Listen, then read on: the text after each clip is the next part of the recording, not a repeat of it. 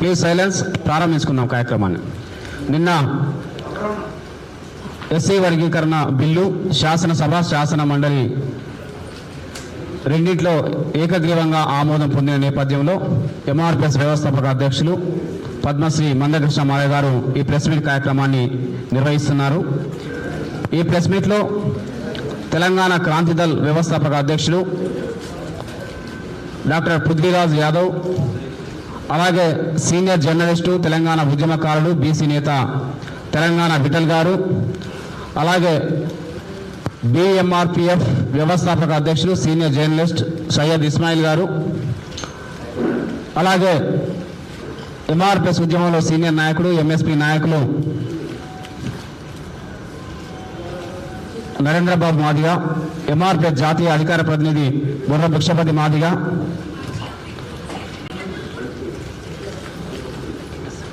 అలాగే ఎంఎస్ఎఫ్ జాతీయ అధ్యక్షుడు సిహెచ్ సోమశేఖర్ మాదిగ, అలాగే ప్రముఖ రచయిత బీసీ నాయకులు వరంగల్ సీనన్న, మాదిగ మహిళా సమైక్య జాతీయ నాయకురాలు జేపీ లతా మాదిగ, రేణుకా మాదిగ, అలాగే రచయిత కవి మచ్చ దేవేందర్ గారు, సీనియర్ నాయకుడు విఎస్ రాజు గారు, అలాగే మిగతా నాయకులు కార్యకర్తలు ఈ ప్రెస్ మీట్ కార్యక్రమంలో పాల్గొనడం జరిగింది. ముందుగా ఈ ప్రెస్ మీట్ని ఉద్దేశించి ఈ కార్యక్రమంలో ముఖ్య అతిథిగా పాల్గొన్నటువంటి ఎంఆర్పిఎస్ వ్యవస్థాపక అధ్యక్షులు పద్మశ్రీ మందకృష్ణ మాలయ్య గారిని మాట్లాడవలసిందిగా కోరుతున్నాం.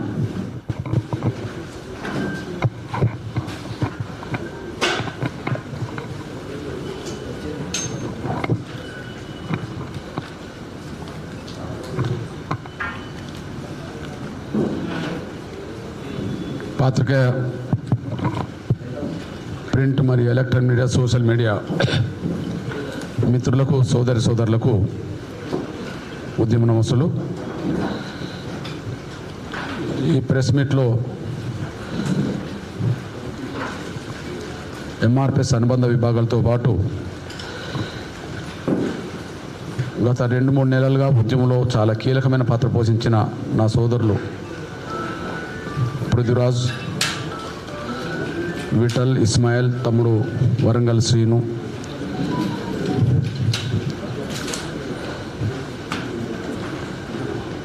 పాల్గొనడం జరిగింది. ఈ ప్రెస్ మీట్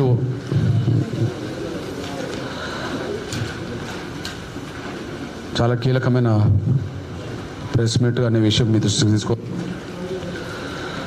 ప్రారంభిస్తున్నా.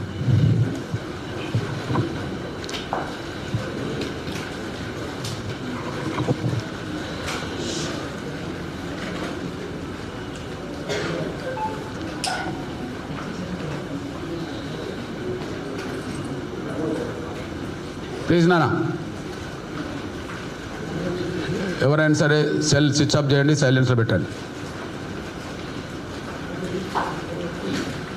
ప్లీజ్. అటు నడవకుండా చూడండి అబ్బా.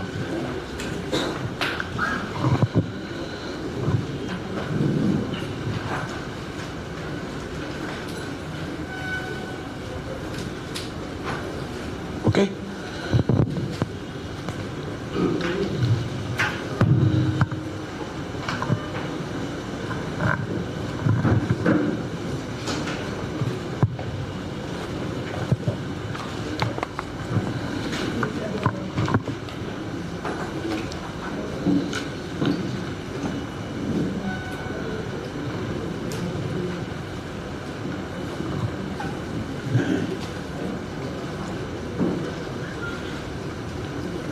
ఎస్సీ రిజర్వేషన్ల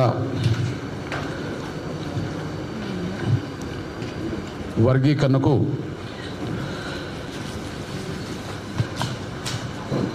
నిన్న తెలంగాణ రాష్ట్ర శాసనసభ చట్టాన్ని ఆమోదించిన సమయంలో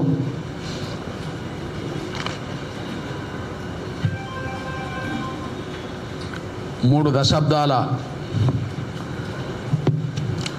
మాదిగల పోరాటానికి దక్కిన ఫలితం. అందులో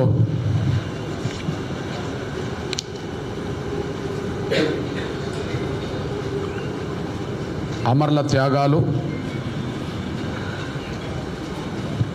ఎంఆర్పిఎస్ అనుబంధ విభాగాల నాయకులు, కార్యకర్తల సంకల్ప దీక్షతో కూడిన శ్రమ, సమాజంలో ఉండబడే మాదిగేతర, దళితేతర వర్గాలు, అన్ని వర్గాలు 3 దశాబ్దాలుగా అందించిన మద్దతు, సహకారం వల్లనే నిన్న వర్గీకరణ చట్టం ఆమోదం పొందడానికి కారణం.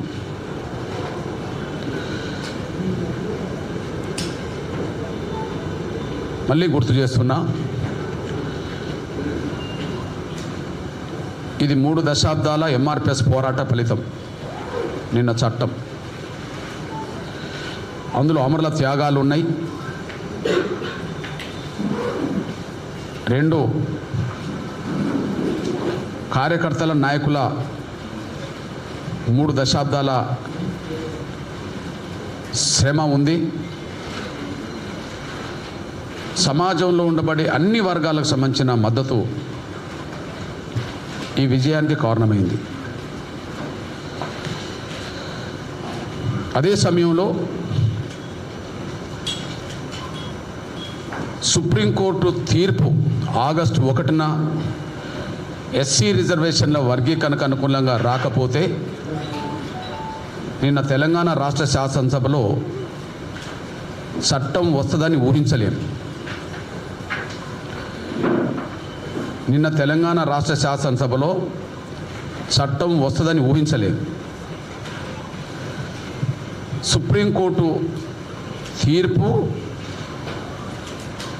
నిన్నటి శాసనసభలో చట్టం తీసుకురావడానికి దారితీసింది. సుప్రీంకోర్టు తీర్పు వర్గీకరణకు అనుకూలంగా వచ్చింది అంటే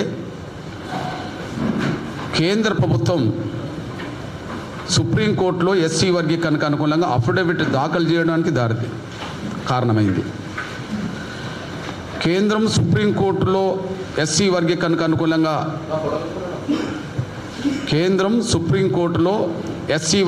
అనుకూలంగా దాఖలు చేయడానికి కారణం గౌరవ దేశ ప్రధానమంత్రి నరేంద్ర మోడీ గారు వర్గీకరణకు అందించిన నైతిక మద్దతు. అందుకు గౌరవ నరేంద్ర మోడీ గారి నుంచి మొదలుకొంటే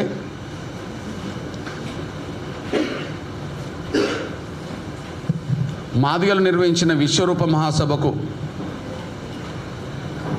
గౌరవ ప్రధానమంత్రి గారిని ఒప్పించి రప్పించడంలో నా సోదరుడు కిషన్ రెడ్డి గారి నుంచి మొదలుకొంటే, అంతకుముందు పెద్దలు వెంకయ్య నాయుడు గారి నుంచి మొదలుకొంటే, మా పెద్దలు స్వర్గీయ బంగారు లక్ష్మణ్ గారి నుంచి మొదలుకొంటే, దత్తాత్రేయ నుంచి మొదలుకొంటే ఎంతోమంది వారు అందించిన సహకారం కూడా ఇలా మేము మర్చిపోలేం. నిన్న శాసనసభలో ఈ వర్గీకరణ చట్టాన్ని ఆమోదం పొందడానికి, ఈ వర్గీకరణ చట్టం ఆమోదం పొందడానికి ప్రతి రాజకీయ పార్టీ శాసనసభలో ఉన్న ప్రజాప్రతినిధులు ఎవరైతే ఉన్నారో వారందరికీ కూడా మేము ధన్యవాదాలు చెప్తున్నాం. అంటే నిన్నటి శాసనసభ చట్టం రావడానికి సుప్రీంకోర్టు తీర్పు కారణమవుతే, ఆ సుప్రీంకోర్టులో వర్గీకరణకు అనుకూలంగా తీర్పు రావడానికి కేంద్రం ఇచ్చిన అఫిడవిటే కారణమవుతే, అందుకు కేంద్రం తీసుకున్న నిర్దిష్టమైన నిర్ణయమే దానికి ప్రధాన కారణం అనే విషయం. కేంద్రం ఆ నిర్ణయం తీసుకోకపోతే, సుప్రీంకోర్టులో అఫిడవిట్ ఇవ్వకపోతే, ఆ తీర్పు రాకపోతే నిన్నటి చట్టాన్ని ఊహించలేం. కాబట్టి ఖచ్చితంగా మేము కేంద్ర ప్రభుత్వ పెద్దలకు మేము ధన్యవాదాలు చెప్తున్నాను. ప్రస్తుతం ఖచ్చితంగా నెల రోజుల పాటు ఈ 30 ఏండ్ల సుదీర్ఘ పోరాటం వర్గీకరణ చట్టరూపం వచ్చినందుకు నెల రోజుల పాటు అన్ని మండలాల్లో తెలంగాణలో అన్ని గ్రామాల్లో విజయోత్సవ సభలు ప్రదర్శనలు నిర్వహిస్తాం. ఆ విజయోత్సవ సభలు ప్రదర్శనలో మొన్న 1,00,000 డప్పుల కోసం పిలుపునిచ్చినప్పుడు అంతకుముందునే డప్పులతో పాటు కొత్తగా 1,00,000 డప్పుల్లో పాల్గొనడానికి కొత్తగా డప్పులు కొన్న ప్రతి ఒక్కరూ ఆ విజయోత్సవ సభల్లోనూ ప్రదర్శనలోనూ ఖచ్చితంగా డప్పుల ప్రదర్శనగానే ముందుకు సాగించాలని చెప్పి నేను పిలుపునిస్తున్నా. అందులో ప్రధానంగా ఈ నెల రోజుల పాటు జరగబోయే ఈ విజయోత్సవ ప్రదర్శనలు సభల్లో మేము 3 ప్రధాన అంశాలను మా ప్రజల్లోకి తీసుకెళ్తాం. 3 ప్రధాన అంశాలను మా ప్రజల్లోకి తీసుకెళ్తాం. మొదటిది 30 ఏండ్ల సుదీర్ఘ పోరాటంలో అమరుల త్యాగాలను గుర్తు చేసుకుంటాం. ఎన్ని అడ్డంకులు వచ్చినా, ఎంఆర్పిఎస్ ఉద్యమం మీద ఎన్ని కుట్రలు జరిగినా, ఎన్ని సందర్భాల్లో నిర్బంధం వచ్చినా ఎక్కడ కూడా ఆత్మస్థైర్యం కోల్పోకుండా ఎంఆర్పిఎస్ అనుబంధ విభాగాల కార్యకర్తలు సంకల్పంతో కూడిన శ్రమ ఏదైతే చేశారో ఆ శ్రమను ప్రజల్లోకి తీసుకెళ్తాం. అదే సమయంలో 3 దశాబ్దాల కల నెరవేరడానికి ఎంఆర్పిఎస్ ఉద్యమం చేస్తున్న ప్రతి పోరాటం, ప్రతి ఘట్టానికి సమాజంలో ఉండే అన్ని వర్గాలు, రాజకీయాలకు అతీతంగా, కులాలకు అతీతంగా, మతాలకు అతీతంగా, రాజకీయాలకు అతీతంగా, కులాలకు అతీతంగా, మతాలకు అతీతంగా ఎంఆర్పిఎస్ ఉద్యమానికి అందించిన మద్దతును గుర్తు చేస్తూ ప్రతి గ్రామంలో, ప్రతి మండలంలో ఈ 3 దశాబ్దాల పోరాటానికి రాజకీయాలు, కులాలకు, మతాలకు అతీతంగా ఎవరైతే మాకు అండదండలు అందించారో వాళ్ళను గుర్తు చేసుకునే విధంగా, వాళ్ళని గౌరవించుకునే విధంగా ఈ సమావేశాలు నిర్వహిస్తాం. ఇది మొదటిది. అంటే 30 ఏండ్ల పోరాటాన్ని గుర్తు చేసుకునే క్రమంలో అమరుల త్యాగాలను వాళ్ళకు నివాళులర్పించడం, ఎంఆర్పిఎస్ కార్యకర్తల సంకల్ప బలాన్ని గర్వంగా చెప్పుకోవడం, సమాజం అందించిన మద్దతుకు కృతజ్ఞతను తెలియజెప్పడం అనేది ప్రతి గ్రామంలో ఎంఆర్పిఎస్ కార్యకర్తలు నెల రోజుల పాటు చేయాలి. నంబర్ 1. నంబర్ 2,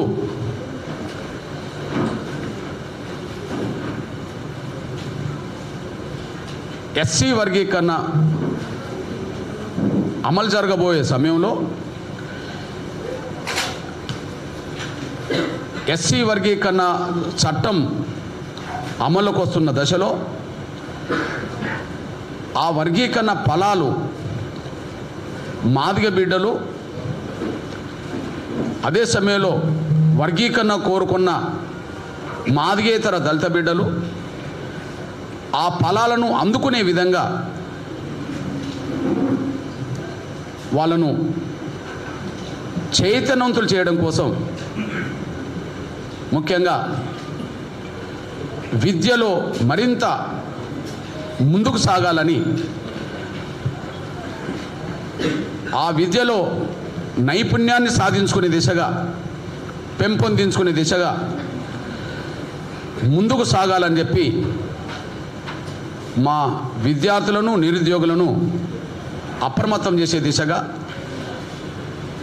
టోటల్గా మా ప్రజల్ని చైతన్యవంతులు చేసే దిశగా నెల రోజుల పాటు ప్రచారాన్ని చేస్తాం. అంటే వర్గీకరణ ఫలాలు మాదిగ బిడ్డలు, వర్గీకరణ కోరుకున్న దళిత బిడ్డలందరూ అందుకోవడానికి కావాల్సిన నైపుణ్యాన్ని పెంచుకోండి అని చెప్పి, పెంచుకునే విధంగా తల్లిదండ్రులు పాత్ర పోషించాలని చెప్పి విద్యార్థులకు, నిరుద్యోగులకు, ప్రజలకు మేము పిలుపునివ్వడం కోసం నెల రోజుల పాటు ప్రచారం చేస్తాం. మూడోది,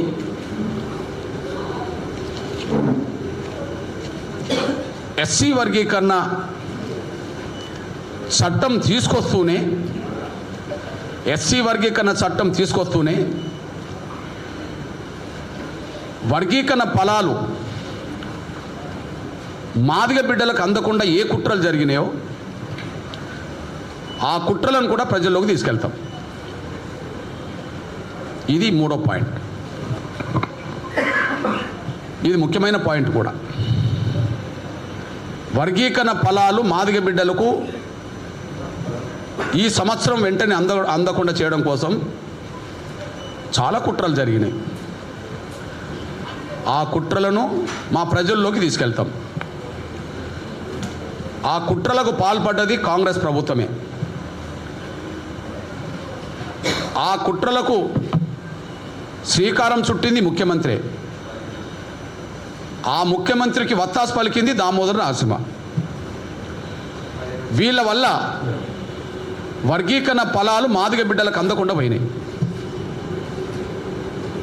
ఒక మాటలో చెప్పాలంటే గాంధీ అంబేద్కర్ నాటి ఒప్పందం మళ్ళా గుర్తుకొస్తుంది.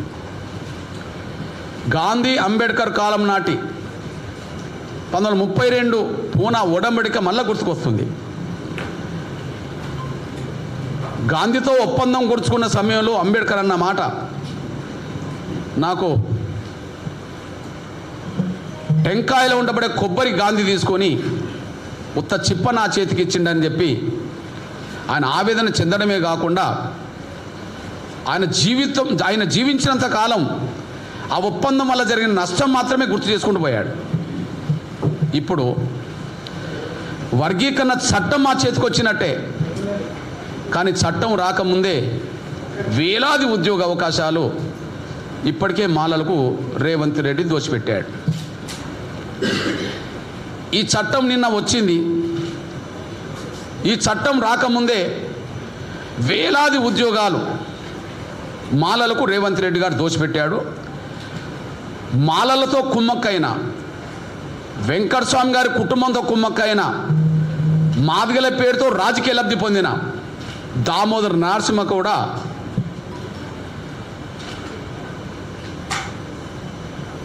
రాజీపడి వాళ్ళ మాదిగ బిడ్డల భవిష్యత్తుకు కొంత నష్టం తీసుకొచ్చాడు. ఇది ముమ్మాటికి వాస్తవం.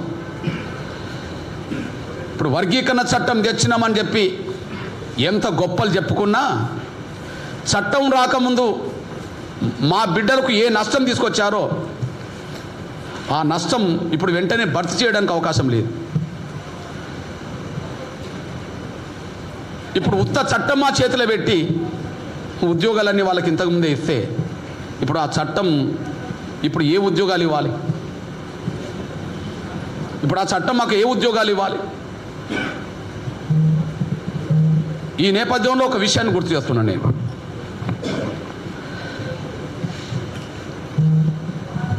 ముఖ్యమంత్రి ఇచ్చిన మాట తప్పుకున్నాడు.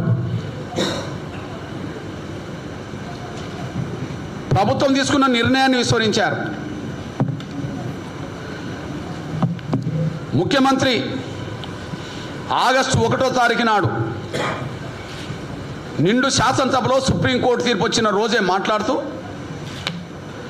గత నోటిఫికేషన్లు కూడా వర్గీకరణ వర్తింపజేస్తాము అని అన్నాడు. గత నోటిఫికేషన్లు కూడా వర్గీకరణ వర్తింపజేస్తాము అని అన్నాడు. గత నోటిఫికేషన్లకు వర్గీకరణ వర్తింపజేయకుండానే వర్గీకరణ చట్టం రాకముందే టీచర్ పోస్టులతో పాటు జూనియర్ లెక్చరర్ పోస్టులతో పాటు చాలా డిపార్ట్మెంట్లలో ఉద్యోగాలు భర్తీ చేశాడు. అంటే రేవంత్ రెడ్డి గారు ఇచ్చిన మాట నిలబెట్టుకోలేదు అనడానికి సాక్ష్యం. ఈ మధ్య కాలంలో ఎంఆర్పిఎస్ అనుబంధ విభాగాల కార్యకర్తలు నాయకులు ఒకవైపు దీక్షల్లో ధర్నాలు ఉన్న కాలంలోనే వర్గీకరణ జరిగాకనే గ్రూప్ 1 ఫలితాలు ప్రకటించాలని, వర్గీకరణ జరిగాకనే గ్రూప్ 2, గ్రూప్ 3 ఫలితాలు ప్రకటించాలని ఒకవైపు మేము దీక్షల్లో ధర్నాలు ఉండగానే ఆగ మేఘాల మీద ఎందుకు అంత తొందరపడాల్సి వచ్చిందో, ఆగ మేఘాల మీద ఎందుకు అంత తొందరపడాల్సి వచ్చిందో ఒక వారం తిరగకముందే 5 డిపార్ట్మెంట్లలో ఫలితాలు ప్రకటించారు. ఒక వారం తిరగకముందు ఉమ్మడి ఆంధ్రప్రదేశ్ మొదలుకొని తెలంగాణ రాష్ట్రంలో ఏనాడు కూడా ఒక వారం రోజుల్లోనే 5-6 డిపార్ట్మెంట్లో ఈ ఫలితాలు ప్రకటించింది ఎక్కడ కనిపించలే. ఒకవైపు నిన్న 18వ తారీఖు నాడు చట్టం తెస్తామని ముందే చెప్పి అంతకు ముందే 11, 12, 14 తారీఖుల్లో గ్రూప్ 1, గ్రూప్ 2, గ్రూప్ 3 ఫలితాలను ప్రకటించారు.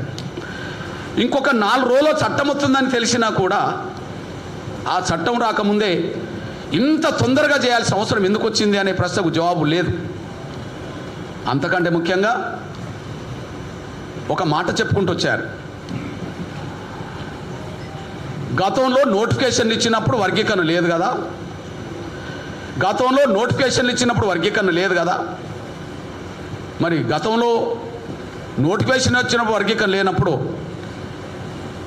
ఆ నోటిఫికేషన్లకు ఇప్పుడు వర్గీకరణ ఎట్లా వర్తింపజేస్తామని చెప్పి ఇప్పుడు మళ్ళీ ముఖ్యమంత్రి కాకుండా వేరే మంత్రులతోటి, వేరే దళారులతోటి, కొంతమంది ఎమ్మెల్యేలతోటి ముఖ్యమంత్రే మాట్లాడిస్తున్నాడు.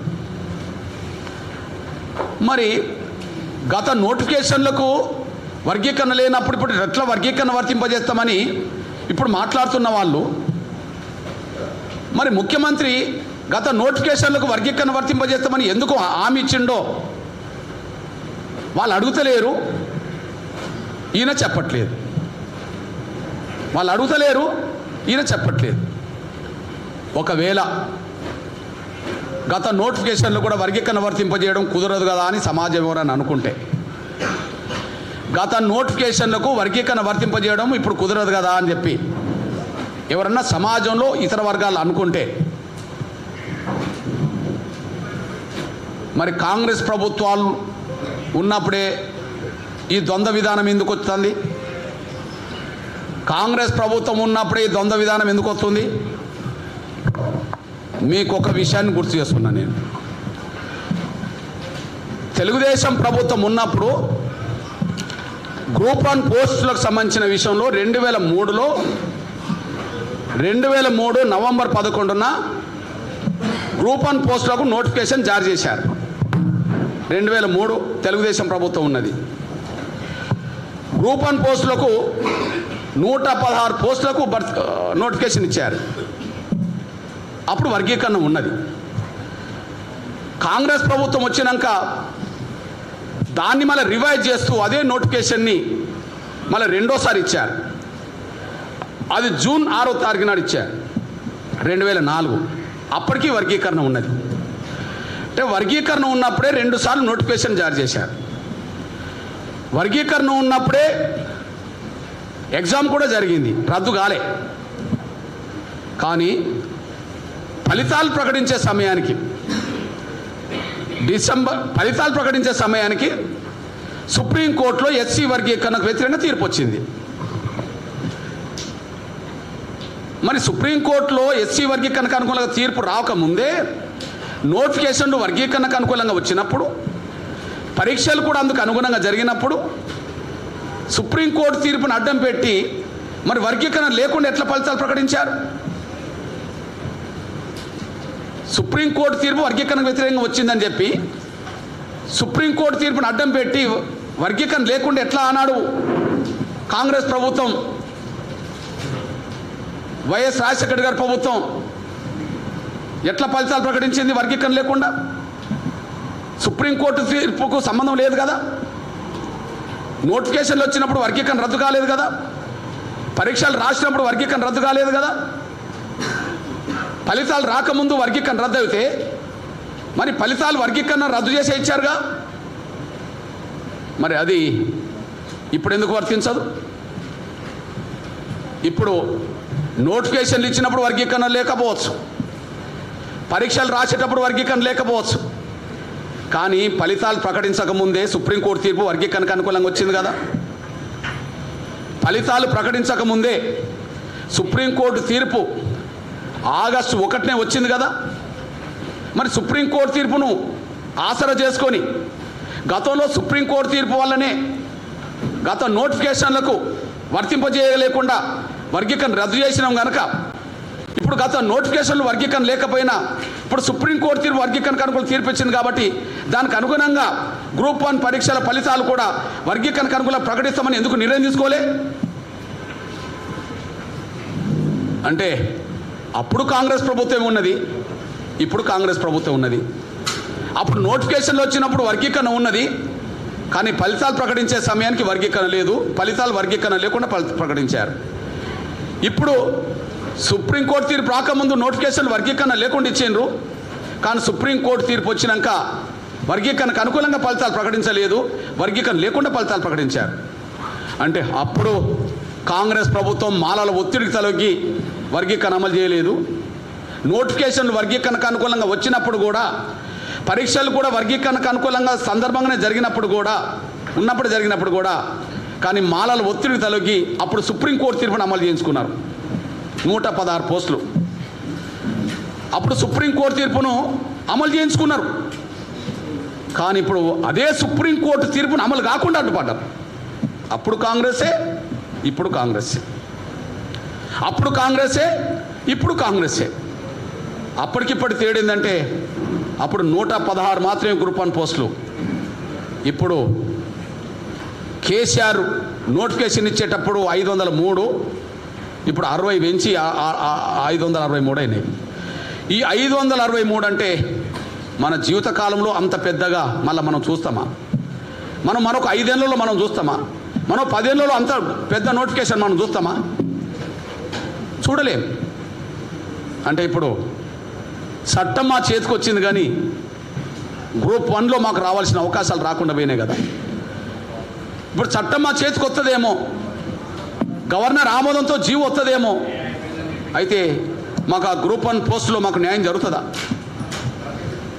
మళ్ళీ గ్రూప్ 1 పోస్టులో నష్ట నివారణ చేస్తారా? నష్టాన్ని భర్తీ చేస్తారా? రేపు వచ్చే సంవత్సరం మళ్ళా కొత్త నోటిఫికేషన్ ఇస్తారా గ్రూప్ 1 కోసం? మరొచ్చే సంవత్సరం ఇస్తారా? ఇవ్వరు. అంతకుముందు ఇప్పటికీ తేడా 10 ఏళ్ళు, 13 ఏళ్ళు. అంటే ఒక గ్రూప్ 1 నోటిఫికేషన్ రావడానికి 13 ఏళ్ళు పట్టింది కదా. 563 గ్రూప్ 1 పోస్టులు కూడా అతిపెద్ద నోటిఫికేషన్ మా కండ్ల ముందు చేజారిపోయింది కదా. మళ్ళీ ఒక 10 ఏళ్ళు 5 ఏళ్ళు కూడా నోటిఫికేషన్ ఇవ్వడానికి అవకాశం లేదు కదా. అంటే ఎంతమంది మా నిరుద్యోగ మాదిగ బిడ్డల వర్గీకరణ కోరుకునే దళిత బిడ్డలకు తీరని అన్యాయం చేసింది కాంగ్రెస్ ప్రభుత్వం కాదా? తీరని అన్యాయం చేసింది కాంగ్రెస్ ప్రభుత్వం కాదా? అట్లా గ్రూప్ 2లో కూడా అట్లా మాకు నష్టం జరిగినట్టే కదా. గ్రూప్ 3లో కూడా మనకు నష్టం జరిగిందన్నట్టే కదా. ఈ నష్టానికి కారణం రేవంత్ రెడ్డి సర్కార్ కాదా? రేవంత్ రెడ్డి గారు సర్కార్ మాలల ఒత్తిడికి తలొగ్గి ఈ మాదిగలకు అన్యాయం చేసింది నిజం కాదా? మేము మాట్లాడింది నిజం కాకపోతే వర్గీకరణ రద్దు కాకముందు, వర్గీకరణ ఉన్నప్పుడే నోటిఫికేషన్లు వచ్చినప్పుడు మరి సుప్రీంకోర్టు తీర్పును అడ్డం పెట్టుకొని వర్గీకరణ లేకుండా ఎట్లా ఆనాడు గ్రూప్ 1 ఫలితాలు ప్రకటించారు? ఇప్పుడు సుప్రీంకోర్టు తీర్పు వర్గీకరణకు అనుకూలంగా వచ్చినాక కూడా వర్గీకరణ లేకుండానే మళ్ళీ ఎట్లా మళ్ళీ నియామకాలు ప్రకటించారు? దీన్ని బట్టి కాంగ్రెస్ ప్రభుత్వంలో మాలల ఆధిపత్యం, మాలలు శాసిస్తే ఆనాడు సుప్రీంకోర్టు తీర్పు మాకు వ్యతిరేకంగా వస్తే వెంటనే అమలు చేయించుకున్నారు. ఈరోజు సుప్రీంకోర్టు తీర్పు మాకు అనుకూలంగా వచ్చినా కూడా నెలల తరబడి పెండింగ్లో పెట్టి వర్గీకరణ లేకుండానే మళ్ళీ అమలు చేయించుకున్నారు.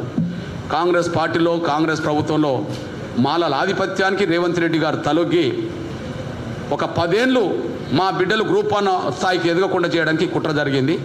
ఆ కుట్రలో రేవంత్ రెడ్డి గారు భాగస్వామి అయ్యింది అనే విషయం కూడా మేము స్పష్టం చేస్తున్నాం. నంబర్ 1. నంబర్ 2 మీ అందరికీ తెలుసు, రేవంత్ రెడ్డి గారు కుట్రలో భాగస్వామి అయితే మాలల ఒత్తిడి తలొగ్గి మాకు అన్యాయం చేస్తే రేవంత్ రెడ్డి గారికి ఎట్లా ఈ దామోదర నరసింహ అనే ఒక మాదిగ పేరు చెప్పుకున్న మాదిగ మంత్రి ఎట్లా తలొగ్గాడు, పరోక్షంగా ప్రత్యక్షంగా మాలలకు ఎలా వత్తాసు పలికిండో రెండో సాక్ష్యం చెప్తున్నాను నేను. మనం అనుకున్నాం ఎస్సీ వర్గీకరణ జరిగేంతవరకు కొత్త నోటిఫికేషన్లు ఇవ్వమని వాళ్ళే ప్రకటన చేశారు. రేవంత్ రెడ్డి గారిదేమో గత నోటిఫికేషన్లకు వర్గీకరణ వర్తింపజేస్తామని, అది జరగలే. కానీ ప్రభుత్వం తీసుకున్న నిర్ణయం కొత్త నోటిఫికేషన్లు వర్గీకరణ జరిగేంతవరకు ఇవ్వము అని. నిజంగానే కొత్త నోటిఫికేషన్లు వర్గీకరణ జరిగేంతవరకు ఇవ్వనని ఒకవైపు ప్రభుత్వం ప్రకటన చేసి, మరి సుప్రీంకోర్టు తీర్పు ఆగస్టు 1న వస్తే, సుప్రీంకోర్టు తీర్పు ఆగస్టు 1న వస్తే 21/9 సుప్రీంకోర్టు తీర్పు ఆగస్టు 1న వస్తే, మరి సెప్టెంబర్ నెలలో వర్గీకరణ లేకుండానే ఉమ్మడి రిజర్వేషన్ విధానం పరంగానే హెల్త్ డిపార్ట్మెంట్లో, అది కూడా మాదిగా అని చెప్పబడుతున్న తను చెప్పుకుంటున్నాడేమో కానీ మాదిగా మంత్రి అని చెప్పుకుంటున్న తన డిపార్ట్మెంట్లోనే దాదాపు 1284 వివిధ పోస్టులకు సంబంధించింది నోటిఫికేషన్ ఇచ్చేశాడు. ఈ రెండు ఉల్లంఘనే కదా. గత నోటిఫికేషన్లకు వర్గీకరణ వర్తింపజేస్తామన్న ముఖ్యమంత్రి వర్తింపజేయలే. దానివల్ల మా టీచర్ పోస్టులు పోయినాయి, మా జూనియర్ లెక్చరర్ పోస్టులు పోయినాయి, మా గ్రూప్ 1 పోయింది, మా గ్రూప్ 2 పోయింది, మా గ్రూప్ 3 పోయింది, ఇతరత్ర డిపార్ట్మెంట్లో కూడా పోయినాయి. మరి వర్గీకరణ జరిగినాకనే నోటిఫికేషన్ ఇస్తామన్నది ప్రభుత్వమే. వర్గీకరణ లేకుండానే సుప్రీంకోర్టు తీర్పు ఆగస్టులో వస్తే సెప్టెంబర్లో వైద్య ఆరోగ్య శాఖలోనే వివిధ నియామకాలకు సంబంధించిన విషయంలో నోటిఫికేషన్లు జారీ చేయడం జరిగింది. దీన్ని ఎలా భర్తీ చేస్తారు? ఈ సుప్రీంకోర్టు తీర్పు వచ్చిన తర్వాత కదా నోటిఫికేషన్లు ఇచ్చింది. వర్గీకరణ జరగక ముందు నోటిఫికేషన్ ఇవ్వమని చెప్పి ప్రభుత్వం చెప్పింది కదా. ఏ శాఖలో ఈ నోటిఫికేషన్లు వచ్చినాయి? వైద్య ఆరోగ్య శాఖలే నోటిఫికేషన్లు వచ్చినాయి. వైద్య ఆరోగ్య శాఖకు మంత్రి ఎవరు? దామోదర నరసింహే మంత్రి. మరి ఎట్లా మాదిగ బిడ్డలకు మేలు చేసిండి ఈయన?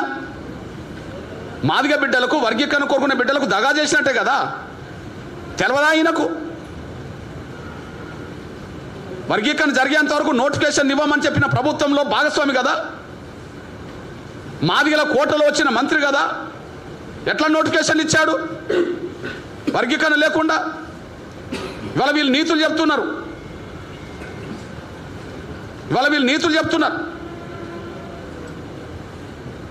మాలాల ఒత్తిడికి తలగి రేవంత్ రెడ్డి గారు ఇచ్చిన మాట నిలబెట్టుకోలేదు. రాబోయే 10 ఏళ్ళకు కూడా మా బిడ్డలకు అవకాశాలు రాని పద్ధతిలో గ్రూప్ 1, గ్రూప్ 2, గ్రూప్ 3 కొట్టిపారేశారు. వాళ్ళకు దోషిపెట్టారు. అంటే చట్టం మా చేతిలో పెట్టిండ్రు, ఉత్త చిప్పలాగా ఉద్యోగాలని వాళ్ళ కట్టబెట్టేసిండ్రు. ఆనాడు అంబేద్కర్ ఆవేదన అదే, ఈనాడు ఎంఆర్పిఎస్ ఆవేదన కూడా అదే. ఉత్త చెప్పే కదా. మీరు చెప్పండి నా సోదరులారా, మీరు రిపోర్టర్సు, మళ్ళీ గ్రూప్ 1 నోటిఫికేషన్ ఈ సంవత్సరం వస్తుందా? వచ్చే సంవత్సరం ఇస్తారా? ఇంకో 2 ఏళ్ళకి ఇస్తారా? ఇంత పెద్ద గ్రూప్ 1 నోటిఫికేషన్ మళ్ళీ వస్తుందా? 523. ఇందులో వాళ్ళ లెక్క ప్రకారం 9% వస్తుందా? మాకు వాళ్ళు ఇచ్చిన లెక్క ప్రకారమైన 9% వస్తుందా? రాదు కదా. ఒక గ్రూప్ 1 ఆఫీసరు 30 ఏళ్ళు సర్వీసులో ఉంటే మినిమం ఎంతో మందికి సేవ చేసుకుంటారు కదా. వాళ్ళు ఐఏఎస్ ఆఫీసర్లుగా ప్రమోట్ అవుతారు కదా, ఇతర డిపార్ట్మెంట్లో ప్రమోట్ అయ్యి కీలక స్థాయికి వస్తారు కదా. అవకాశం చేజారిపోయింది కదా. చేజారిపోవడానికి కారణం రేవంత్ రెడ్డి గారే కదా. చేజారిపోవడానికి కారణం దామోదర నరసింహే కదా. వీళ్ళిద్దరు ఒత్తిడికి గురైంది మాలల వల్లనే కదా. మాల వృత్తికి తలకి మాదిగలకు ద్రోహం చేశాను కదా.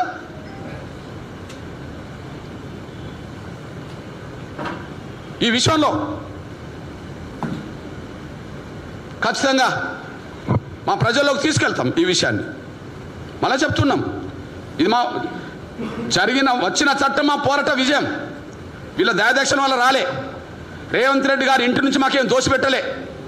రేవంత్ రెడ్డి స్థానం కాకపోతే ఇంకో స్థానం వస్తున్నాడు ముఖ్యమంత్రులు. రేవంత్ రెడ్డి గారు కాకపోతే ఇంకోరు వస్తారు ముఖ్యమంత్రులు. ఈయన బిల్లు ప్రవేశపెట్టకపోతే ఇంకోరు ప్రవేశపెడతారు. కానీ బిల్లు పెట్టే ముందు జరిగిన ద్రోహం గురించి చెప్తాం మా ప్రజలకి. ఉత్త చెప్ప మన చేతికి ఇచ్చారు, చట్టం అనే ఉత్త చెప్ప, ఉద్యోగాలన్నీ ముందే దోచిపెట్టారని చెప్పి ఇంత ఆగమేఘాల మీద ఓకే, గత నోటిఫికేషన్లకు వర్గీకరణ వర్తింపజేయలేము అనుకున్నారు అనుకోండి. మరి ఆగమేఘాల మీద ఎందుకు ఈ ప్రకటనలు చేశారు, ఫలితాలు ప్రకటించారు? ఆగమేఘాలు ఎందుకు? చట్టం వచ్చినా కూడా మీరు అది అమలు చేసుకోవచ్చు కదా. ఇవాళ నిన్న చట్టం వచ్చింది అనుకుందాం, ఇంకో 20 రోజులకైనా నెల రోజులకైనా మీరు గత నోటిఫికేషన్ అమలు చేసుకోవచ్చు కదా. ఎందుకు తొందరపడ్డారో చెప్పండి. ఒక 1 వీక్లోనే 5-6 డిపార్ట్మెంట్లో ఎందుకు ఉద్యోగ ప్రకటనలు చేశారో నియామకాలు అది ఫలితాలు ప్రకటించారో చెప్పండి. అంత తొందర ఎందుకు వచ్చింది? అంటే చట్టం వచ్చినాక గతంలో వాటికి కూడా వర్తింపజేసే అవకాశం వస్తుందేమో, అది రాకుండా చేయడం కోసం కుట్ర చేస్తే, ఆ కుట్రలకు తలొగ్గింది మాలలు కుట్ర చేస్తే, ఆ కుట్రలకు తలొగ్గింది రేవంత్ రెడ్డి గారు, ఆ కుట్రలకు తలొగ్గింది దామోదరరావు గారు. మాలలతో కుమ్మక్కైండు, మాలలతో తలొగ్గేశారు. వీళ్ళిద్దరే దానికి బాధ్యులు. ఈ విషయంలో మేము స్పష్టంగా చెప్తున్నాం. నంబర్ 1, మా ఉద్యమ ఘట్టాలను నెమరేసుకోవడానికి ప్రచారంలో ఉంటాం. సాధించింది మా విజయమే. కానీ విజయం దక్కే ముందు జరిగిన ద్రోహాన్ని కూడా మా ప్రజలకు తీసుకెళ్తాం. విజయం దక్కే ముందు మా ప్రజలకు జరిగిన ద్రోహం కూడా మేము తీసుకెళ్తాం. ద్రోహానికి బాధ్యత వహించాల్సింది కాంగ్రెస్లో ముఖ్యమంత్రి రేవంత్ రెడ్డి గారు, అదే సమయంలో దామోదరరావు గారు దీనికి బాధ్యత వహించాల్సి వస్తుంది. ఈ విషయాన్ని మా ప్రజలకు తీసుకెళ్తాం 4 రోజుల పాటు. ఇక పోతే నా సోదరులారా, నిన్న శాసనసభలో ఆమోదించిన చట్టం కమిషన్ నివేదిక అన్నారు కదా. నిన్న శాసనసభలో ఆమోదించిన చట్టం కమిషన్ నివేదిక అన్నారు కదా. ఓకే, షమీమ్ అఖ్తర్ గారి కమిషన్ ఏర్పాటు చేసింది ప్రభుత్వమే కదా. ఆ ప్రభుత్వం ఫిబ్రవరి 2వ తారీఖు నాడు కమిషన్ నివేదిక తీసుకున్నది కదా. 3వ తారీఖు నాడు కమిషన్ నివేదిక మీద క్యాబినెట్ తీర్మానం చేసింది కదా సబ్ కమిటీ. 4వ తారీఖు నాడు అసెంబ్లీలో చర్చ జరిగింది కదా. మీ దృష్టికి తీసుకొస్తున్నా నేను. నిన్న శాసనసభలో చట్టం తీసుకొచ్చే సమయంలో కమిషన్ నివేదికనే మేము 3వ తారీఖు నాడు ఆమోదించినాము అన్నారు. దయచేసి పాయింట్ గమనిస్తారని ఆశిస్తున్నాను నేను. నిన్న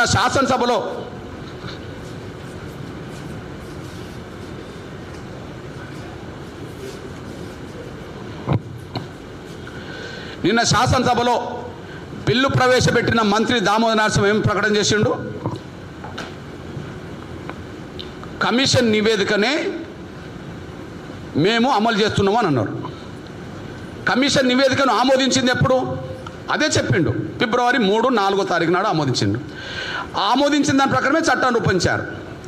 మరి ఫిబ్రవరి 3, 4వ తారీఖు నాడు కమిషన్ నివేదికని ఆమోదిస్తే మరి రెండోసారి కమిషన్ గడువు ఎందుకు పెంచిండ్రు? మొదటి కమిషన్ నివేదికని ఆమోదించినామని చెప్తున్నారు కదా.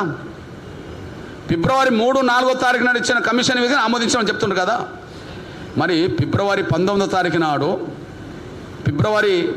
మార్చి 10 వరకు మళ్ళీ కమిషన్ గడువు ఎందుకు పొడిగించారు?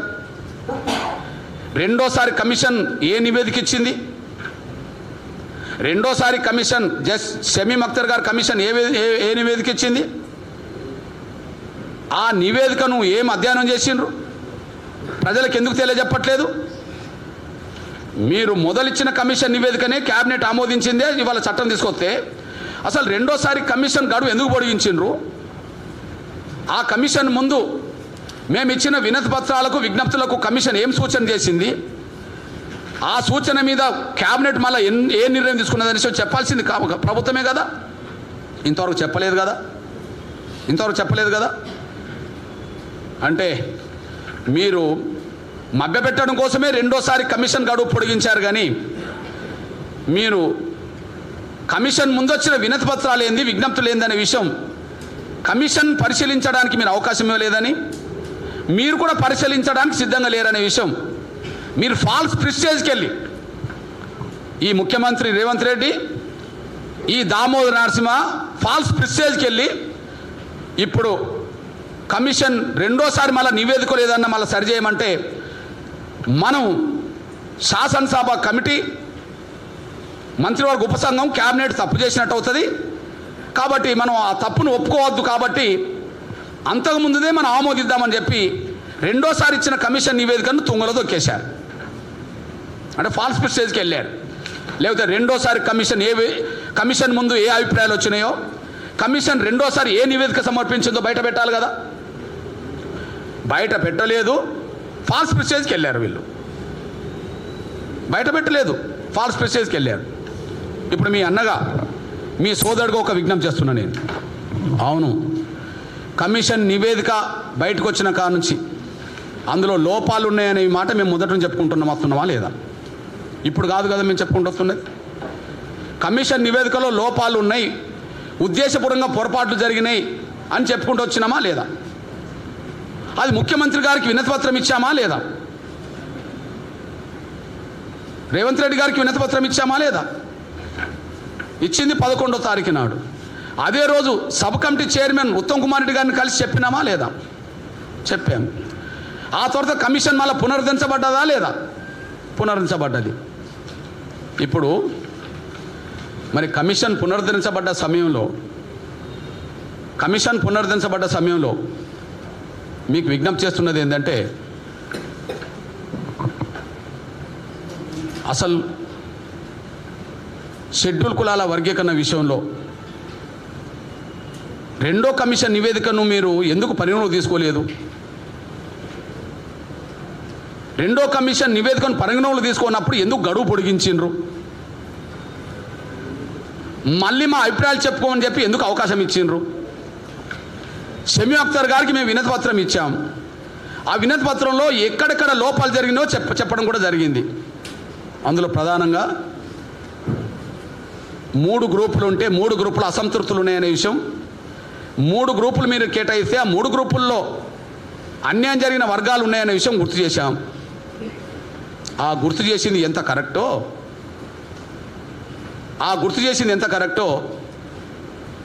మేము మరొకసారి గుర్తు చేస్తున్నా. Number 1,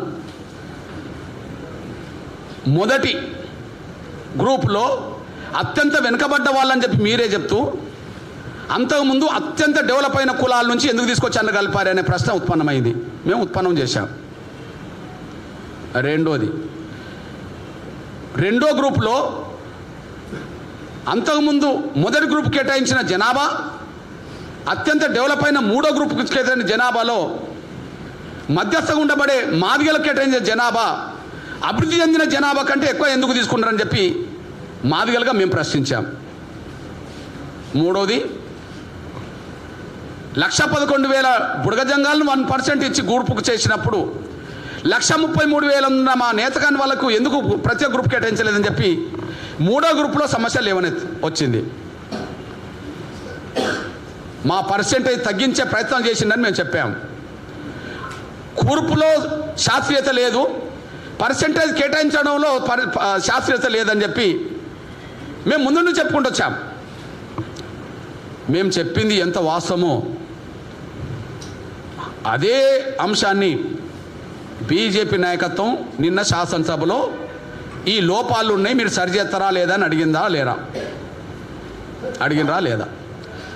CPI party Kunamneni Sambasivarao గారు శాసనసభలో మాట్లాడుతూ కూర్పు న్యాయబద్ధంగా లేదు అని చెప్పి మాట్లాడిందా లేదా? అత్యంత వెనుకబడ్డ రెల్లి కులాన్ని డెవలప్ అయిన మాలలో ఎట్లా కలిపిండ్రు, దాన్ని మొదటి గ్రూప్లో కలపాలని చెప్పి ఆయన మాట్లాడిందా లేదా? అదే సమయంలో శాసనమండలిలో మాట్లాడిందా లేదా? అదే సమయంలో కాంగ్రెస్ ఎమ్మెల్యేలు, అదే సమయంలో బీఆర్ఎస్ ఎమ్మెల్యేలు ఈ వర్గీకరణ ప్రక్రియ ముందుకు సాగుతున్న దశలో కమిషన్ నివేదికలో ఏ కులాన్ని ఎక్కడ చేర్చాలనే కూర్పులో శాస్త్రీయత లోపించిందని చెప్పి శాసనసభ్యులు మాట్లాడినరా లేదా? మాదిగలకు రావాల్సిన పర్సెంటేజ్ కంటే అరకొర కొంత తగ్గింది అని చెప్పి బీఆర్ఎస్ వాళ్ళు మాట్లాడినరా లేదా? మేము మొదటి నుండి చెప్పుకుంటూ వస్తున్నదే నిన్న శాసనసభలో చర్చగా మొదలైంది. సూత్రరీత్యా వర్గీకరణకు సమర్థించిండ్రు, చట్టానికి సహకరించిండ్రు. కానీ ఈ చట్టానికి ముందు కొన్ని లోపాలు ఉన్నాయి, సరి చేసుకుంటే బాగుంటుందని చెప్పి సూచన చేసిండ్రా లేదా? మేము బయట చేసిందే లోపల బీఆర్ఎస్ చేసింది, లోపల బీజేపీ చేసింది, లోపల సిపిఐ చేసింది, లోపల కాంగ్రెస్లో ఉండబడే చివరికి చివరికి కాంగ్రెస్ మాల ఎమ్మెల్యేలు కూడా కూర్పులో అందరికీ న్యాయం జరగలేదు అని చెప్పి మాట్లాడే పరిస్థితికి వచ్చింది. దీన్ని బట్టి మరి ఎవరిని సంతృప్తిపరచడానికి కూర్పు సరిగా చేయలేకుండా పోయినరు, ఎవరికి దోషి పెట్టడానికి మాదిగల వాట తగ్గించిండ్రు, ఎవరికి దోషి పెట్టడానికి వర్గీకరణ లేకుండానే ఉద్యోగాలన్నీ భర్తీ చేశాండ్రు, ఎవరికి దోషి పెట్టడానికి గ్రూప్ 1, గ్రూప్ 2, గ్రూప్ 3 పరీక్ష ఫలితాలతో పాటు ఇవన్నీ వెంటనే ప్రకటించిండ్రు. ఇందులో స్పష్టంగా కుట్ర దాగి ఉన్నది. ఉత్త చెప్ప మాకు ఇచ్చిండ్రు, చట్టం అనే ఉత్త చెప్ప, కానీ ఉద్యోగాలన్నీ వాళ్ళకు దోషిపెట్టిండ్రు. దోషిపెట్టడానికి కావాల్సిన కుట్రలో రేవంత్ రెడ్డి గారు ప్రధాన భాగస్వామి అయితే జాతి పేరు చెప్పుకొని పదవులు పొందిన, జాతిని అడ్డం పెట్టుకొని పదవులు పొందిన దామోదర్ రాజశేఖర్ గారు కూడా ఈ కుట్రలో భాగస్వామి. ఈ విషయాన్ని మా ప్రజల్లోకి తీసుకెళ్లడం మా బాధ్యత. నిన్నటి చట్టం వాళ్ళ దయాదక్షిణ వచ్చిందని మేము అనుకోం. నిన్నటి చట్టం వాళ్ళ దయాదక్షిణ వచ్చింది అనుకోం. రేవంత్ రెడ్డి గారు నిన్నటి వరకు టీడీపీలో ఉన్నాడు, కాంగ్రెస్లో రాకముందు. టీడీపీలో అంటే గౌరవ చంద్రబాబు నాయుడు గారి ఆధ్వర్యంలో నాయకుడిగా కార్యకర్తగా పనిచేసిండు. ఒకవైపు చంద్రబాబు నాయుడు గారు అక్కడ వర్గీకరణ విషయంలో ముందడుగేస్తున్నాడు,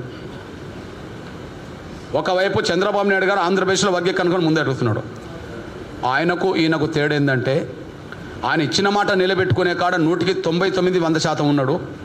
ఇక్కడ మాట తప్పి మాదిగల్ని మోసం చేసిండు. సాక్ష్యం, వర్గీకరణ జరిగేంత వరకు నోటిఫికేషన్లు ఇవ్వమని ఆయన చెప్పిండు. ఇప్పటికీ ఒక నోటిఫికేషన్ ఇవ్వలే, కానీ వర్గీకరణ జరగకుండానే నోటిఫికేషన్ ఈ ప్రభుత్వం ఇచ్చేసింది. గత నోటిఫికేషన్లకు వర్గీకరణ వర్తింపజేస్తామని రేవంత్ రెడ్డి గారు అన్నాడు, కానీ ఆ మాట నిలబెట్టుకోలేకుండా మాదిగల్ని మోసం చేసిండు. అక్కడ ఇక్కడ తేడా ఏంటంటే ఇక్కడ మాదిగలు పోయినప్పుడు మాదిగల మాట మాట్లాడిండ్రు, ఆయన మాలలు పోయినప్పుడు వాళ్ళకి తలొగ్గిండు అనడానికి ఒక సాక్ష్యం చెప్తున్నా. ఇద్దరిని కూర్చుండబెట్టి ఎందుకు మాట్లాడలే? డిప్యూటీ సీఎం మాలల వైపు ఉన్నాడు, మాదిగల పేరుతో దామోదర్ రాసి ఉన్నాడు. ముఖ్యమంత్రి ఇద్దరిని కూర్చుండబెట్టి ఎప్పుడన్నా మాట్లాడిండా? కానీ చంద్రబాబు నాయుడు గారు అక్కడ మాల మంత్రిని మాదిగ మంత్రిని కూర్చుండబెట్టి మాట్లాడిండు. ఆడ హోంశాఖ మంత్రి మాదిగ అమ్మాయి మా సోదరి అనిత అవుతే అక్కడ స్వామి అని రామాంజనేయ స్వామి అని ఒక దళిత మా మాల తమ్ముడు సోషల్ వెల్ఫేర్ మినిస్టర్. వీళ్ళిద్దరితో మాట్లాడిండ్రు, వీళ్ళిద్దరు వర్గీకరణ కోరుకున్నారు కదా. అక్కడ చంద్రబాబు నాయుడు గారు అందరితో మాట్లాడిండు కదా, మరి మీరెందుకు అందరితో కలిపి మాట్లాడలే? రెండోది, అక్కడ మాలా మాదిగ ఎమ్మెల్యేలతో సమావేశం జరిపిండు కదా, అక్కడ మాలా మాదిగ ఎమ్మెల్యేలతో సమావేశం జరిపిండు కదా. మాలా మాదిగ ఎమ్మెల్యేలు కూడా వర్గీకరణ జరగాలని కోరుకున్నారు కదా. ఇక్కడ మాలా మాదిగ ఎమ్మెల్యేలను కలిపి ఎందుకు ముఖ్యమంత్రి సమావేశం ఏర్పాటు చేయలే? వీళ్ళు కలిస్తే వీళ్ళ మాట, వాళ్ళు కలిస్తే వాళ్ళ మాటకు చెప్పి అంతిమంగా మాలల ఒత్తిడి తలొగ్గి మాకు ద్రోహం చేయడమే కనిపించింది. కానీ ఇద్దరిని సమన్వయం చేసి వర్గీకరణ ప్రక్రియను న్యాయబద్ధంగా ముందుకు నడుపుతామనే ఆలోచన మీకు లేదు కదా. చంద్రబాబు అక్కడ చేసిండు కదా, గౌరవ చంద్రబాబు నాయుడు చేశారు కదా. ఇక పోతే ఇక్కడ షమీమ్ అఖ్తర్ కమిషన్ ఉన్నారు. షమీమ్ అఖ్తర్ కమిషన్ ముందు మాలా మాదిగా ఎమ్మెల్యేలు కలిపి అక్కడికి కలిసి వెళ్ళారా?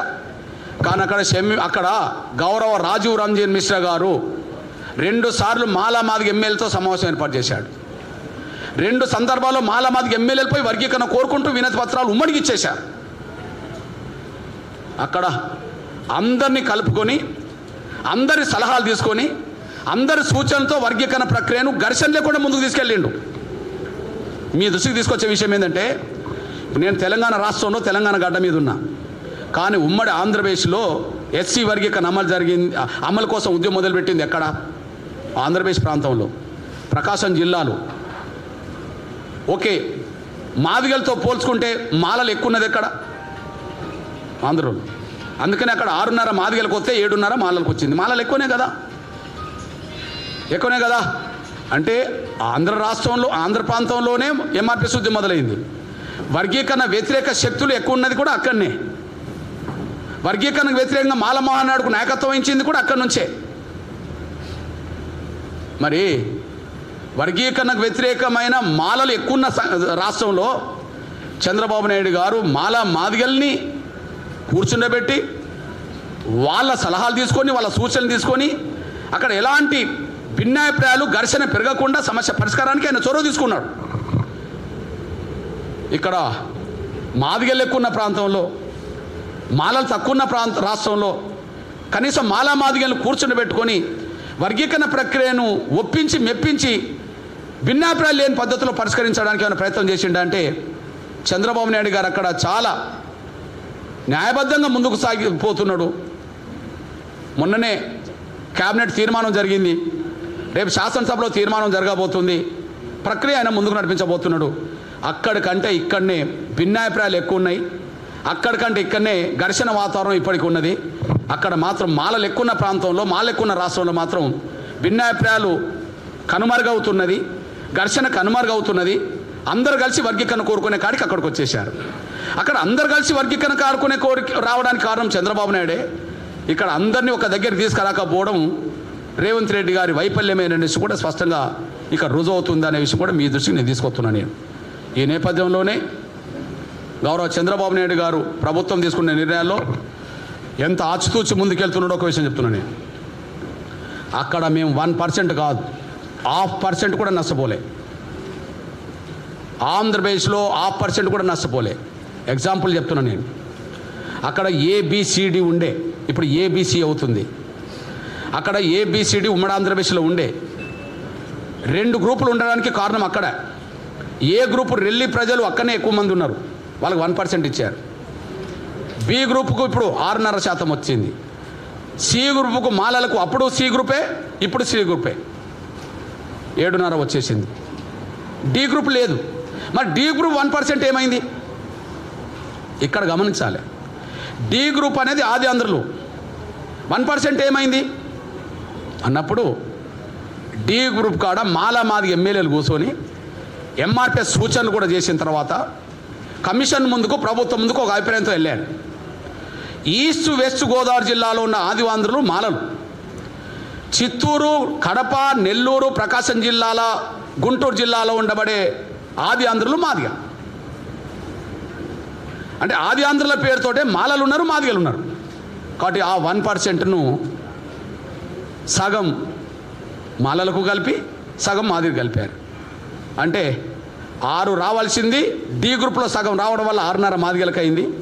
7 రావాల్సింది మాలలకు D గ్రూప్లో ఉండబడే 0.5% కలవడం వల్ల 7.5 మాదిగలకు అయింది. ఇప్పుడు ఆది ఆంధ్ర గ్రూప్ ఉంటుంది కానీ D ఉండదు. కులం ఆది ఆంధ్ర లిస్టులో ఉంటుంది కానీ ఉండదు. 50% ఇటు 50% అటు. కాబట్టి మీరు మాలలైతే ఆది ఆంధ్ర మాలలు రాసుకోండి, C గ్రూప్లో పోండి, మీరు మాదిగలైతే B గ్రూప్లో పోండి అని చెప్పి రిలాక్సేషన్ ఇచ్చారు. ఆ పని జరుగుతుంది. అంటే ఒక గ్రూపులో ఉండబడే ఒక సెక్షన్ని 2 వర్గాలు పంచుకునే విధంగా చేసింది సమన్వయంతో కదా, అందరి అభిప్రాయంతో కదా, లేకపోతే ఆ సమస్య అట్లనే ఉంటుంది కదా. ఆది ఆంధ్రలను D గ్రూప్లో C గ్రూప్లో కలిస్తే 1 సైడ్ పోయేది, కానీ అట్లా 50-50 చేయడం జరిగింది. ఇదంతా చేయడానికి కారణం ఏంటిది? అక్కడ వర్గీకరణ అంశం మీద అత్యంత అవగాహన గల వ్యక్తి ఎవరు? చంద్రబాబు నాయుడు గారు. వర్గీకరణ గతంలో అమలు చేసింది ఎవరు? చంద్రబాబు నాయుడు. వర్గీకరణ సమస్య పరిష్కారం ఘర్షణ లేకుండా జరగాలని అనుకుంటున్నది ఎవరు? చంద్రబాబు నాయుడు గారు. ఆ విధంగా ముందుకు నడిపింది ఎవరు? చంద్రబాబు నాయుడు గారు. అక్కడ నిజాయితీ, ఆ చిత్తశుద్ధి, ఆ సంకల్పం కనిపిస్తున్నది. వర్గీకరణ జరగాలి, మాల మాదిగలు కలిసి ఉండాలని ఇక్కడ కోరుకుంటున్నాడు. ఇక్కడ వర్గీకరణ జరగాలి, ఎవరి ఘర్షణ వాళ్ళు పడాలని ఇక్కడ మనం అనుకున్నట్టున్నది. మాదిగలు రోడ్ ఎక్కాలి, బుడగజంగాలు రోడ్ ఎక్కాలి, నేతకానులు రోడ్ ఎక్కాలి, ఈ ఘర్షణ కొనసాగుతూనే ఉండాలని చెప్పి ఈయన అనుకున్నట్టున్నది. అంతిమంగా మాలలకు వత్తాసు పలకాలని చెప్పి అనుకున్నట్టు ఉన్నది. జాతీయ స్థాయిలో ఉండబడే మాలల ఒత్తిడికి తలొగ్గి, ఇక్కడ ఉండబడే పలుకుబడి గల మాల లీడర్ల ఒత్తిడి తలొగ్గి నమ్మక ద్రోహం చేసి వర్గీకరణ చట్టం ఇచ్చినట్టు అయింది. చట్టం వాళ్ళ దయాదాక్ష వచ్చిందని మేము అనుకోవట్లేదు. పంజాబ్లో లేదా, హర్యానాలో అమలు జరుగుతలేదా, తమిళనాడులో అమలు జరుగుతలేదా? ముందు మేమే తెచ్చామంటున్నాం కదా, మీరు అంటుండ్రు కదా, మీరు తేవడానికంటే ముందు ఇతర రాష్ట్రాలు అమలు జరుగుతలేదా? సుప్రీంకోర్టు తీర్పు తర్వాత మేమే అంటున్నాం కదా, హర్యానాలో సుప్రీంకోర్టు తీర్పు తర్వాత అమలు జరుగుతుంది వాస్తవం కదా, రేపో మాపో ఆంధ్రప్రదేశ్లో అమలు జరిగేది వాస్తవం కదా. కానీ వాటికి రేవంత్ రెడ్డి గారికి తేడా ఏంటంటే, వర్గీకరణ లేకుండా ఒక ఉద్యోగం భర్తీ చేయలేదు ఆంధ్రప్రదేశ్. వర్గీకరణ ద్వారానే హర్యానా ఉద్యోగాలను భర్తీ చేసింది, కానీ వర్గీకరణ లేకుండానే ఉద్యోగాలన్నీ భర్తీ చేసేసాడు ఈయన. ఇంకొక 2 ఏళ్ళకు, ఇంకొక 4 ఏళ్ళకు, 10 ఏళ్ళకు కూడా నీ గ్రూప్ 1 పరీక్షలు గ్రూప్ 1 నోటిఫికేషన్ మళ్ళీ రాదు. గ్రూప్ 2 మళ్ళీ వెంటనే రాదు. అంటే ముందు చేసినాం అంటున్నాడానికి మీకు చెప్పుకుంటున్నామేమో, అందరికంటే ముందు చేసినాం అంటున్నామేమో, కానీ 10 ఏళ్ళు మమ్మల్ని వెనుక నెట్టేసింది. మమ్మల్ని 10 ఏళ్ళు గ్రూప్ 1 పోస్టులు పొందే విషయంలో మమ్మల్ని వెనుక నెట్టేసింది. గ్రూప్ 2లో వెనుక నెట్టేశారు, ఇతరాత్ర ఉద్యోగాలు మమ్మల్ని వెనుక నెట్టేశారు. ఇవాళ మీరు చట్టం తెచ్చినాం అంటున్నారు, ఇంకో 10 ఏళ్ళకు మామూలు వెనుక నెట్టేసినట్టే కదా. ఎవరి కోసం మమ్మల్ని వెనుక నెట్టేశారు? మాలకు దోషపెట్టడానికే కదా. ఈ విషయాన్ని మేము మా ప్రజల్లోకి తీసుకెళ్తాం. విజయోత్సవం మా పోరాట ఫలితం అంతే. చట్టం సాధించుకోవడం అనేది ఇక్కడేంది, రేపు ఆంధ్రప్రదేశ్లో సాధించుకోవట్లేదా? రేపు కర్ణాటకలో మేము సాధించుకోమా? కర్ణాటకలో మేము సాధించుకోలేమా? ఆంధ్రప్రదేశ్లో సాధించుకోపోతలేమా?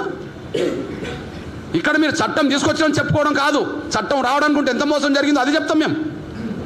ఈ మోసానికి కారకుడు రేవంత్ రెడ్డి, ఈ మోసానికి కారకుడు దామోదర రాయలసీమే.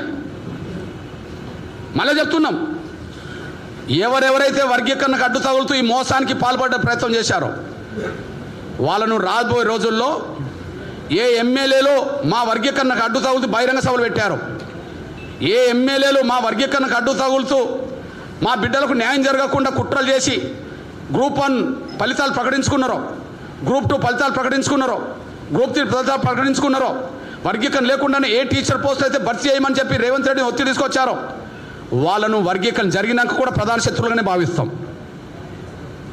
వాళ్ళను ఖచ్చితంగా రాజకీయంగా వాళ్ళ నియోజకవర్గంలో మేము ఎదుర్కొంటాం.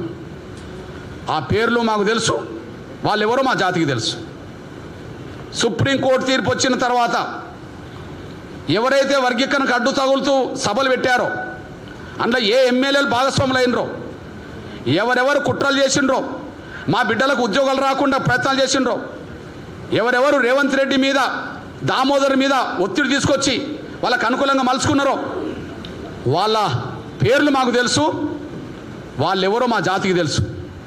ఖచ్చితంగా రాబోయే రోజుల్లో వాళ్ళు ఎక్కడి నుంచి పోటీ చేసినా, ఇప్పుడు పోటీ చేసి గెలిచిన కాడనే పోటీ చేసినా వాళ్ళు రాజకీయ మూల్యం చెల్లించుకునే విధంగానే మా పోరాటాన్ని, మా ప్రయత్నాలు మేము కొనసాగిస్తాం. వాళ్ళని వదిలిపెట్టామనే విషయం కూడా ఇప్పుడు కాదు, భవిష్యత్తులో కూడా వాళ్ళను తెలంగాణలో వదిలిపెట్టామనే విషయాన్ని మేము గుర్తు చేసుకుంటూ, ఖచ్చితంగా సాధించిన చట్టం మన పోరాట ఫలితమే కనుక నెల రోజుల పాటు విజయోత్సవాలకు వెళ్ళండి, అమర త్యాగాలను స్మరించుకోండి. అదే సమయంలో ఎంఆర్పిఎస్ కార్యకర్తల సంకల్ప బలాన్ని చూసి, పోరాటం చేసిన తీరును చూసి గర్వపడే విధంగా తయారు చేయండి. మరొక వైపు సమాజం అందించిన మద్దతుకు అన్ని గ్రామాల్లో వాళ్ళ కృతజ్ఞతలు తెలియండి. ఇది మన బాధ్యత గుర్తుంచుకొని ముందుకు సాగాలని చెప్పి మేము విజ్ఞప్తి చేస్తూ, 100 అయినా 106 లక్షల డప్పుల కార్యక్రమం ఉంటుంది. ఆంధ్రప్రదేశ్లో షెడ్యూల్ కులాల వర్గీకరణ ప్రక్రియ పూర్తయిన వెంటనే రేపు తీర్మానం జరగబోతుంది కనుక ఆ తీర్మానం ముందుకు తీసుకెళ్లే దశలో ఎలాంటి నిర్ణయాలు వస్తాయో మేము అక్కడ తెలుసుకుంటాం.